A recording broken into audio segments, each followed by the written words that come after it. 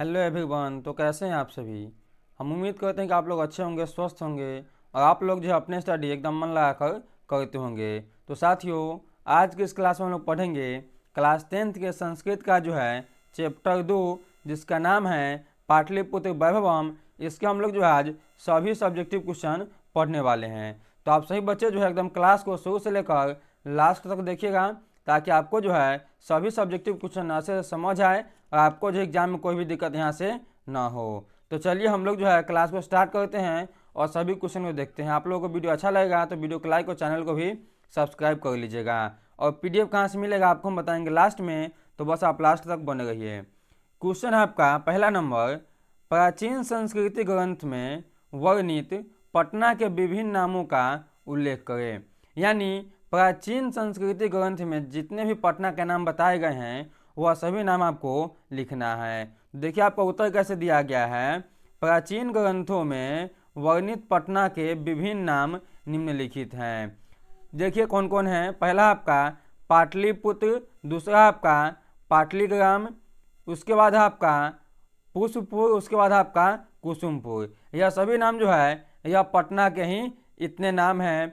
कौन कौन है तो पाटलिपुत्र है, पाटलिग्राम है, पुष्पपुर और कुसुमपुर है। यह सभी जो है पटना के ही नाम हैं। तो अगर आपसे पूछेगा एग्जाम में तो आप इसे जो है लिख दीजिएगा और आपको जो 2 नंबर आसानी से मिल जाएंगे। चलिए अब अगला क्वेश्चन देखिए। अगला क्वेश्चन आपका 2 नंबर क्वेश्चन।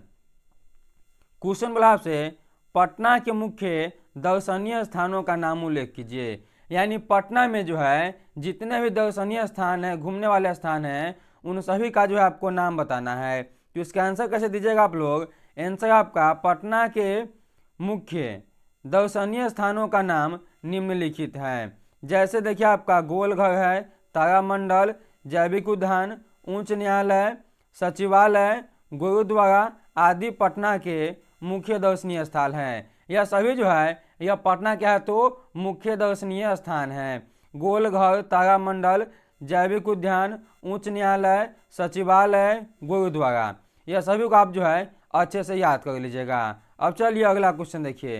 अगला क्वेश्चन आपका क्वेश्चन नंबर 3 नंबर क्वेश्चन आपका, राजशेखर ने पटना के संबंध में क्या लिखा, अथवा राजशेखर ने पटना को किस रूप में स्मरण किया है, यानी देखा है। ठीक है ना। तो यहाँ पे 2 क्वेश्चन हैं। एक है आपका राजशेखर ने पटना के संबंध में क्या लिखा है, और यहाँ पे अथवा देकर लिखा गया है कि राजशेखर ने पटना के संबंध में पटना को जो है किस रूप में स्मरण किया, यानी किस रूप में जो है देखा है। तो दोनों का आंसर जो है आपका एक ही है। और आंसर क्या है देखिए, आपका आंसर है राजशेखर ने अपने काव्य मीमांसा में लिखा है कि पाटलिपुत्र शिक्षा का एक प्राचीन केंद्र है। क्या है तो पाटलिपुत्र यानी पटना जो है शिक्षा का जो एक प्राचीनतम केंद्र यानी बहुत पुराना केंद्र है। यहाँ अनेक संस्कृति विद्वान हुए।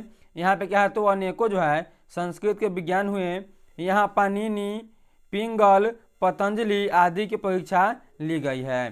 किसकी किसकी परीक्षा ली गई है तो पाणिनि की, उसके बाद में आपका पिंगल की और पतंजलि की। इन सभी की जो यहाँ पे परीक्षा भी ली गई है। और यहाँ से जो है अनेकों विद्वान जो है बन के गए हैं। देश विदेश सभी से जो है यहाँ के विद्वान सब यहाँ से बन के गए हैं। यानी यहाँ क्या हुआ है तो यहाँ पे सभी बच्चे आते थे पहले पढ़ने, देश से भी आते थे और विदेश से भी आते थे। चलिए अगला क्वेश्चन देखिए।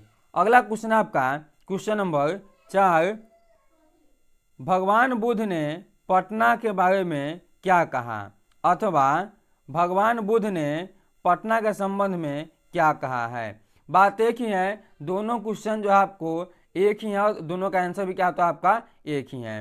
आंसर देखिए आपका, भगवान बुद्ध प्राचीन काल में अनेकों बार पाटलिग्राम आए थे। क्या हुआ तो भगवान बुद्ध जो है प्राचीन काल यानी पीछे जो है उन्होंने पटना में अनेकों बार आए थे, बहुत बार आए थे। और यहाँ आकर इस गांव के महत्व को बढ़ाया था। और उसी समय उन्होंने कहा था कि यह गांव कालांतर में एक दिन महानगर होगा। क्या होगा कालांतर यानी आने वाले समय में क्या होगा तो महानगर होगा। परंतु इस नगर पर आग, पानी और युद्ध का भय सदा बना रहेगा। भगवान बुद्ध जो है पाटलिग्राम यानी पटना में जो है अनेकों बार आए थे और उन्होंने जो है पटना के संबंध में यह कहा था कि यह आने वाले समय में जो है एक दिन महानगर होगा, लेकिन यह नगर जो है यानी पटना जो है आग, पानी और युद्ध से जो है हमेशा भयभीत होगा। ठीक है ना, ऐसा जो है भगवान बुद्ध ने कहा है। चलिए अगला क्वेश्चन देखिए। तो आपका अगला क्वेश्चन क्या है? क्वेश्चन आपका, पटना में कौमुदी महोत्सव कब मनाया जाता था? पटना में जो है कौमुदी महोत्सव यह किस दिन मनाया जाता था?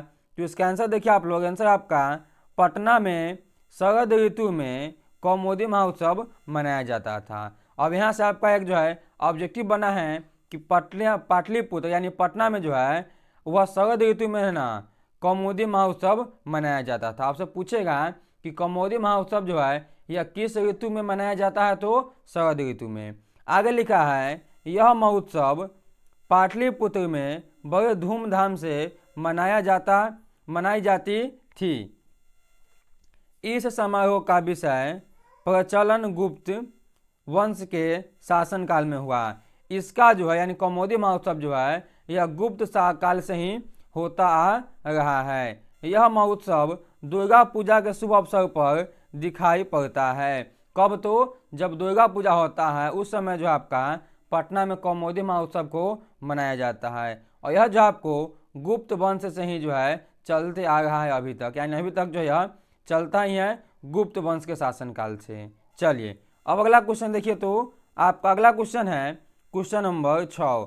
दामोदर गुप्त ने पटना के संबंध में क्या लिखा है? दामोदर गुप्त जो है यह पटना के संबंध में जो है क्या लिखे हैं? चलिए इसका आंसर देखते हैं हम लोग।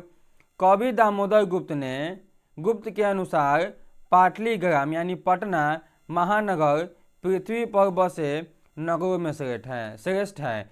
दामोदर गुप्त क्या कहते हैं कि यह जो पटना है यह पृथ्वी पर बसे जितने भी महानगर है उन सभी में क्या है? तो यह श्रेष्ठ है, यानी सबसे अधिक जो है मतलब क्या कहते हैं उसको, सुंदर है, सुशील है। ठीक है ना। आगे आपका, यह सरस्वती के वंशज यानी विद्वान लोग बसते हैं। क्या होते हैं यहाँ पे जो है यानी पटना में क्या है? तो सरस्वती माता के वंशज यानी जितने भी विद्वान लोग हैं सभी पटना में बसते हैं। कवि ने इस महानगर की तुलना इंद्र की भरी पूरी नगरी से की है। कवि जो है दामोदर गुप्त, इन्होंने जो है पटना को जो है इंद्र की भरी पूरी नगरी यानी इंद्र का जो सभा है उससे जो है तुलना किए हैं पटना का। चलिए तो यह भी क्वेश्चन आप समझ गए। अब अगला क्वेश्चन देखिए। आपका अगला क्वेश्चन क्या है? क्वेश्चन है आपका, कौन कौन से विदेशी यात्री पटना आए थे? वह कौन कौन विदेशी यात्री हैं जो पटना आए थे? तो इसका आंसर देखिए। आंसर में आपका है मेघास्निज, फायान, वेंगसोंग और ईत सिंह आदि विदेशी यात्री जो है पटना आए थे। कौन कौन आए थे? तो मेघास्निज, फायान, वेंगसोंग और ईत सिंह, यह सभी जो है यह विदेशी यात्री है और यह सभी जो है पटना घूमने आए थे। चलिए अब अगला क्वेश्चन देखिए। तो आपका अगला क्वेश्चन है क्वेश्चन नंबर 8। 8 नंबर क्वेश्चन क्या है आपका? सिख संप्रदाय के लोगों के लिए पटना नगर क्यों महत्वपूर्ण है? सिख संप्रदाय के जो है लोग, उनके लिए जो है पटना नगर क्यों महत्वपूर्ण है? तो इसका आंसर देखिए आप लोग। आंसर है, सिख संप्रदाय के लोगों के लिए पटना नगर में पूजनीय स्थान अवस्थित है। यहाँ उनके 10वें गुरु गोविंद सिंह का जन्म स्थान है। यह स्थान गुरुद्वारा के नाम से जाना जाता है। क्यों जो है सिख धर्म के लिए पटना पूजनीय है? तो यहाँ पे जो है उनके 10वें गुरु यानी गुरु गोविंद सिंह का जो है जन्म स्थान है और उसे हम लोग जो है किस नाम से जानते हैं? तो गुरुद्वारा के नाम से उसे हम जानते हैं। देश विदेश से सिख संप्रदाय के लोग दर्शन के लिए पटना आते हैं। कहाँ कहाँ से? तो देश और विदेश के भी लोग जो है यहाँ पे जो है सिख संप्रदाय के लोग आते हैं गुरुद्वारा का दर्शन करने के लिए। ठीक है ना। तो चलिए अब अगला क्वेश्चन देखिए। आपका अगला क्वेश्चन क्या है? क्वेश्चन आपका 9 नंबर क्वेश्चन, चंद्रगुप्त मौर्य तथा अशोक के समय पाटलिपुत्र कैसा नगर था? चंद्रगुप्त और अशोक के समय में जो है पाटलिपुत्र यानी पटना जो है कैसा नगर था? जिसका आप लोग आंसर देखिए। चंद्रगुप्त मौर्य के समय पाटलिपुत्र की रक्षा व्यवस्था काफी मजबूत थी। यानी चंद्रगुप्त के समय जो है यह पटना क्या तो रक्षा व्यवस्था यानी बहुत क्या था शक्तिशाली हो चुका था पटना उस समय। यह सुंदर नगर था और क्या है तो यह बहुत ही जो है सुंदर नगर बन चुका था चंद्रगुप्त मौर्य के समय में। आगे देखिए, आगे लिखा आपका अशोक के शासनकाल में इस नगर का भव्य और अधिक समृद्धि हुआ। क्या हुआ था अशोक के समय में तो इसका जो है वैभव और अधिक समृद्धि हुआ। यानी क्या हुआ तो अशोक के समय में जो है इसका विस्तार जो है अधिक हुआ। यानी यह जो है बहुत ही दूर में क्या हुआ तो फैल गया पटना आपका। और चंद्रगुप्त मौर्य के समय में जो है पाटलिपुत्र का जो है रक्षा व्यवस्था काफी ही मजबूत था। अशोक ने क्या किया तो इसका बहुत अधिक विस्तार किया और इसका जो है वैभव भी बहुत अधिक बढ़ा दिया। तो यह रहा आपका यह 9 क्वेश्चन और यह 9 क्वेश्चन जो है आपके इस चैप्टर से काफ़ी महत्वपूर्ण थे। तो आप सभी बच्चे जो है इन सभी क्वेश्चन को अच्छे से याद कर लीजिएगा।